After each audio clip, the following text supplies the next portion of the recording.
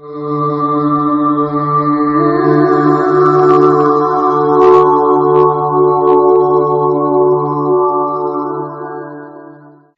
normally think things exist the way they appear, that impermanent things are permanent, and that we can find happiness through trying to control the external world to satisfy our desires. It's a pretty bleak situation, and it's called samsara. Samsara is the agitated, dissatisfied, and confused state of mind most of us experience all the time, which results in the uncontrolled cycle of birth, death, and rebirth. Just as there is dark and light, if there is samsara, then there is nirvana. And that's the state of complete mental peace. Nirvana is not an external heaven or a paradise, but rather it's a state of mind. It's totally free of all limitations and no longer controlled by destructive emotions. Join us in looking more deeply at samsara and how we're caught in it, and nirvana and how we are liberated by it.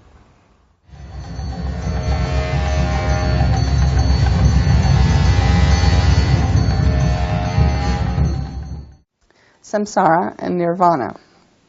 On the one hand, samsara, or cyclic existence, is suffering and its causes. On the other end of the spectrum, there's nirvana, complete freedom, complete liberation from that suffering and its causes. Our current situation is that we're in cyclic existence, in samsara. And where we want to go is nirvana, complete freedom.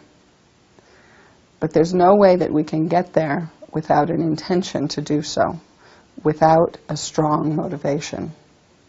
So before listening to the teachings, right now, generate a strong motivation in your own mind to learn as much as possible about both samsara, our current situation, and nirvana, where we want to go, in order to be able to achieve that freedom for the benefit of all sentient beings as quickly as possible.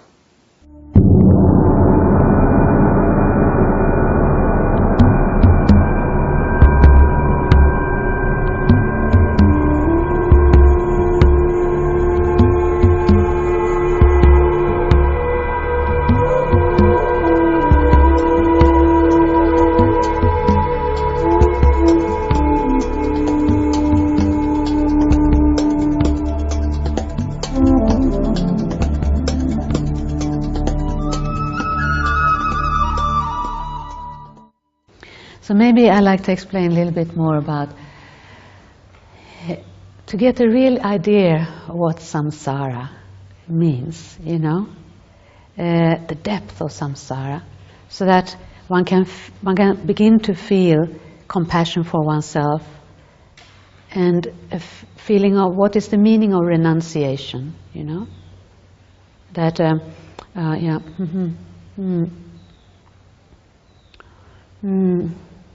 the thought renouncing samsara. So we first have to know exactly what samsara means to generate this wish to overcome samsara. So samsara, what it really means. And there is one explanation that includes, we call, 3 levels, you know, of suffering. 3 kinds of suffering. So I'd like to explain this first, yeah?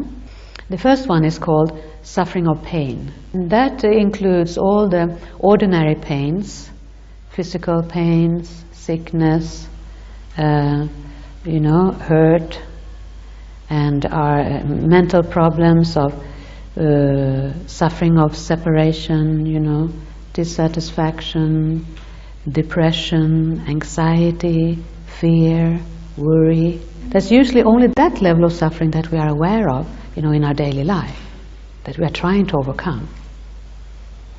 But samsaric suffering has much more to it than that, you know.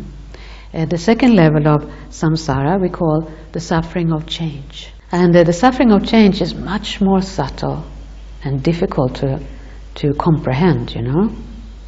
It's all about how the pleasures that we seek in samsara, the temporary pleasures, are in fact all in the nature of suffering, because they change into dissatisfaction, and eventually pain. You know? So we say, although we called it pleasure, in fact it's in the nature of suffering.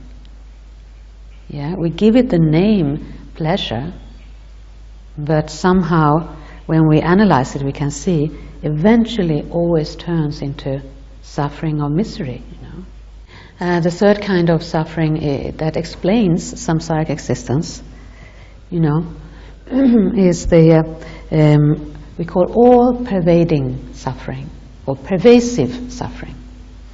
Pervasive because it covers all of our existence, our body and our mind, you know, is in the nature of this all-pervasive suffering. So everything within our ordinary body and mind is a product, you know, of suffering and creates more suffering. So it's in the nature of suffering. When we understand these levels of suffering, we can look at samsara and see the faults of samsaric existence. You know, that there is nothing within samsaric existence that gives us satisfaction or happiness or is uncontaminated. But if we meditate on it, we can start to develop disgust with samsaric suffering, especially when we realize that we have the potential to be free.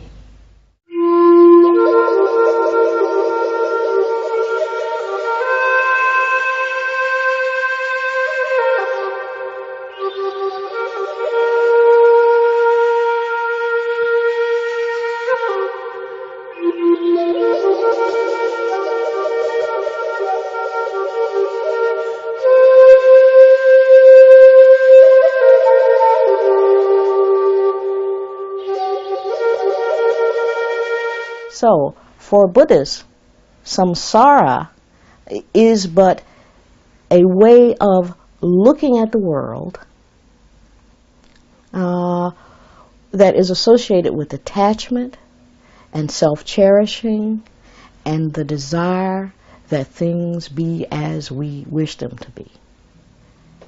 And since this whole notion of the world being as we wish it to be, since our wanting the world to remain a certain way cannot be met, is always subject to failure, because the true nature of the world is impermanence and changingness all the time, those desires to keep it permanent will inevitably lead to suffering. The Buddha taught Four Noble Truths. There is suffering. There is a cause of suffering. There's the cessation of suffering. There's a path leading to the cessation of suffering. The Buddha said from his own experience, after he had meditated 6 years and performed these incredibly rigorous meditations, he said, I've discovered this truth. There's suffering. And I've also discovered that it's possible to end it. And so after he had taught for 45 years in India, looking back on what he accomplished, he said, I've taught only two things, suffering and its end.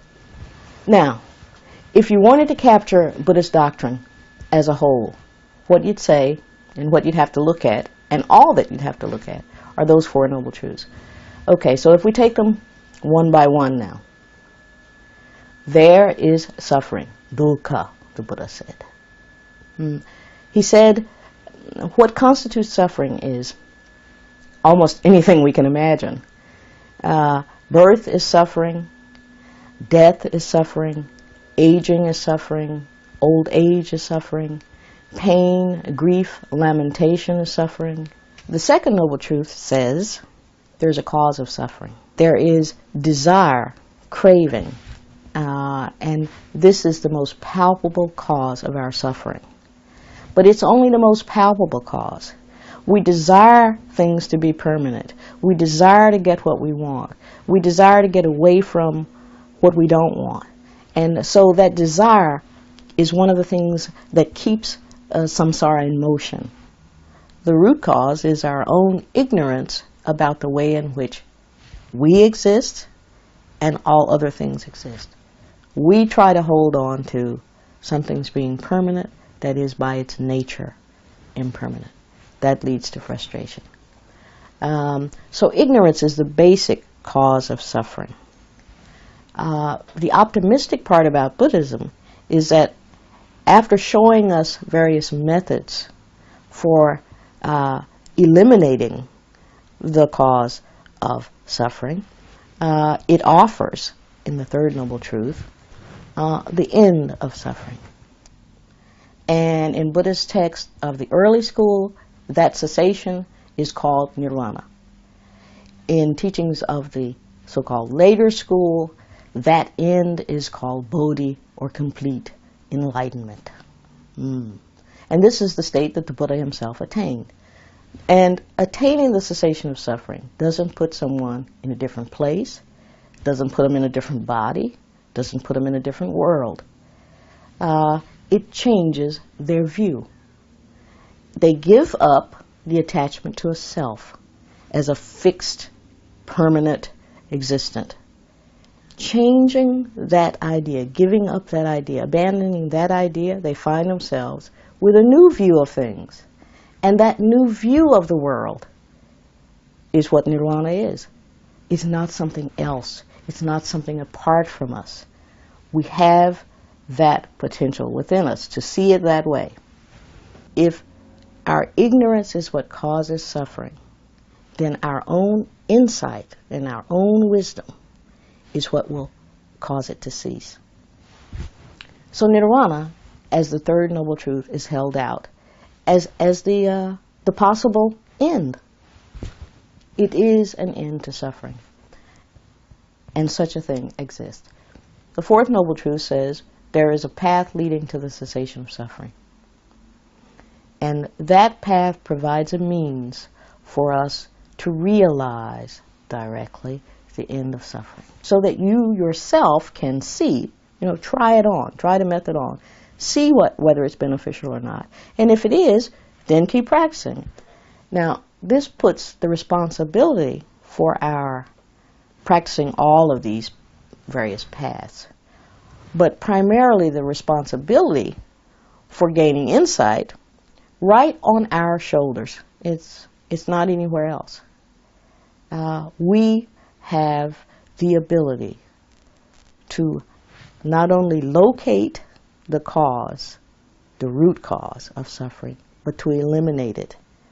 We have that responsibility ourselves. It's not to be found in the outside world. It's not put in the hands of anyone else, any deity, or any guru, any teacher. It is totally up to us. The Buddha himself said in a scripture that were it up to me, then samsara would be empty. If I could do it for you, samsara would be empty. But I can only show you the way. You yourself have to practice. You yourself have to try it out. You yourself have to investigate. You yourself have to sit on that cushion and meditate.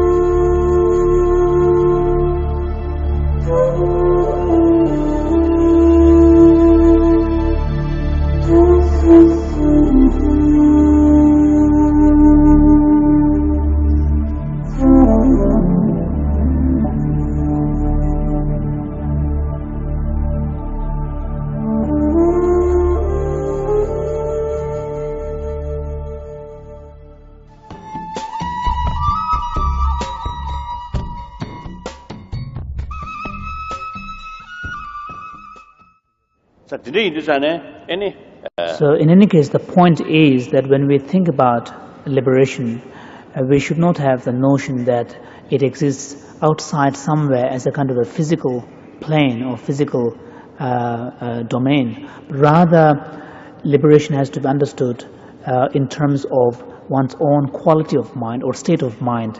And we spoke about the presence of natural nirvana, the natural purity in all of us, which serves as the basis.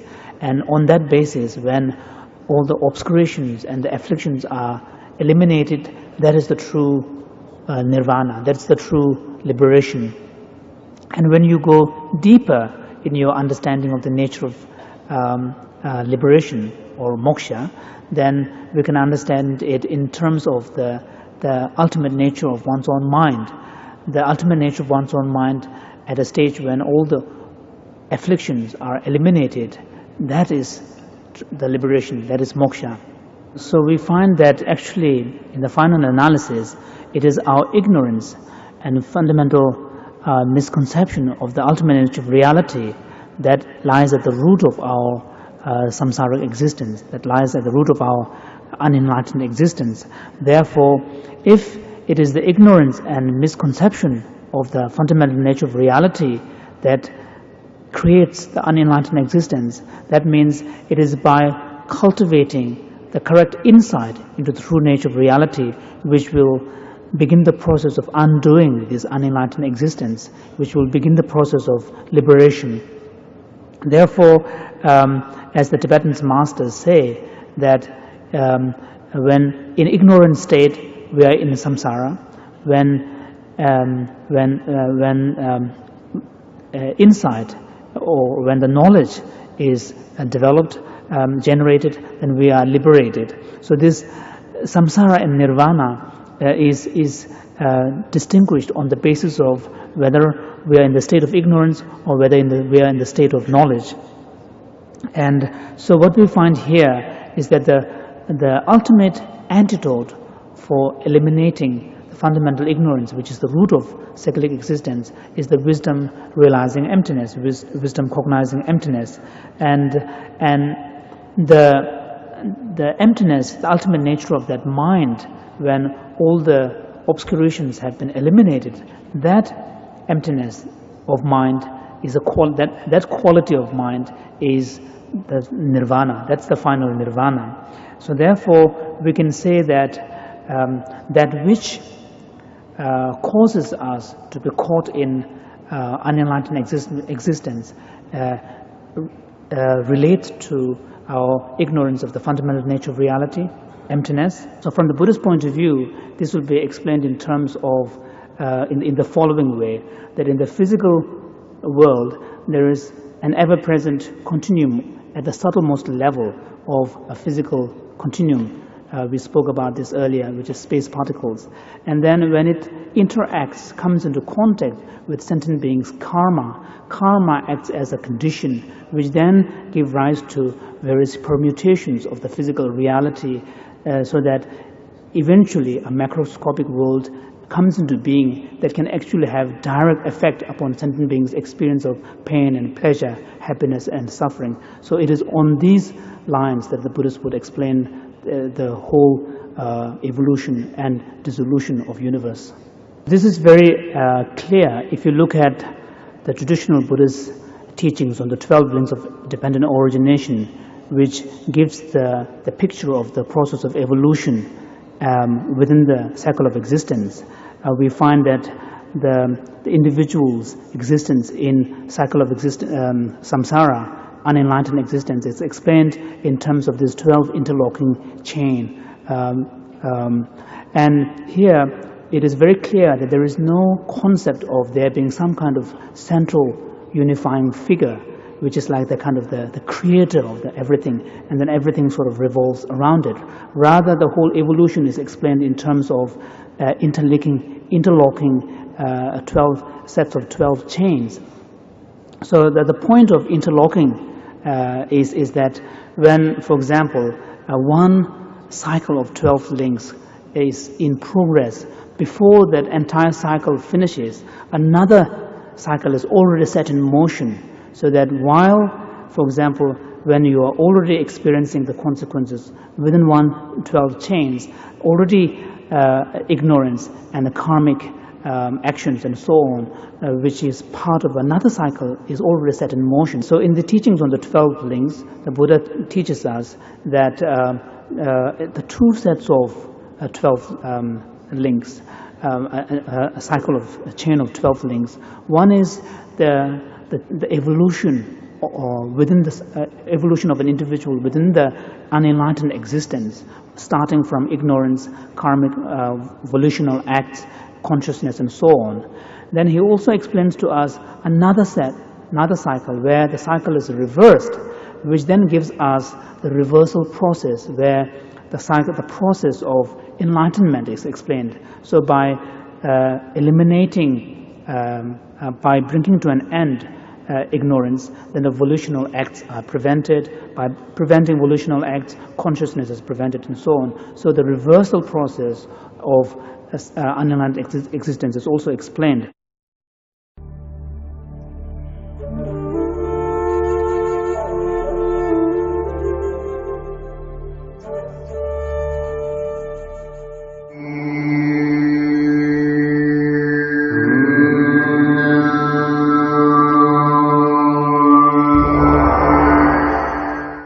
So I think the 12 links is a fantastic teaching in terms of getting some fresh respect for the law of cause and effect. Because if you really think that each moment of ignorance is going to produce, or will possibly produce, a cause for one's next rebirth in samsara, that's pretty heavy. That's pretty scary. It's going to make, I found for myself that it definitely made me respect a little bit more my choices and my actions. And I think the other thing, of course, especially for Westerners, I think that the picture of the 12 links is kind of powerful, because of course it all begins, you know, the picture with a little old, usually it's a little old lady or a little old man with their stick, you know, because they're blind. And I think that's very challenging, because we like to think we're in control of our lives and that we're somehow this powerful, dynamic being walking through the landscape that we have chosen, making decisions, and, you know, we're in the driving seat, and we're kind of successful at that. And then you see this picture, you think, that's some Tibetan thing, you know. And then, of course, when you really think about ignorance and how it's essentially leading us by the nose into this mud of harming ourselves and others and continued dissatisfaction, then yeah, we are pretty much like the little blind old lady, you know, tottering towards a precipice, completely unknowing what her steps are leading towards. So I think that it's a very helpful image. But again, the 12 links can really help you to see that that actually is a direct benefit that you are giving yourself, and a direct benefit that you're giving to others, because every moment that you're consciously choosing not to act out of strong ignorance is a moment towards your enlightenment, and a moment therefore to be able to benefit others. And every moment you think of that, of course, loosens that sense of, I'm at the center of the world, you know, you exist for me. And it's like, well, no, I don't think that's true. And, you know, and actually I'm just, you know, existing independence upon other beings, independence upon causes and effects, independence, of course, upon this label, me. So I think that's another way in which we can really use the 12 links to give us not only a sort of a more enjoyable time in our daily life through remembering interdependence, but of course also, you know, trying to use that as a way to get closer to some understanding of selflessness, and some, you know, because selflessness and interdependence are the two sides of the same coin, aren't they? So I think for all of those reasons, very helpful practice to try to reflect upon. In fact, I must do it more.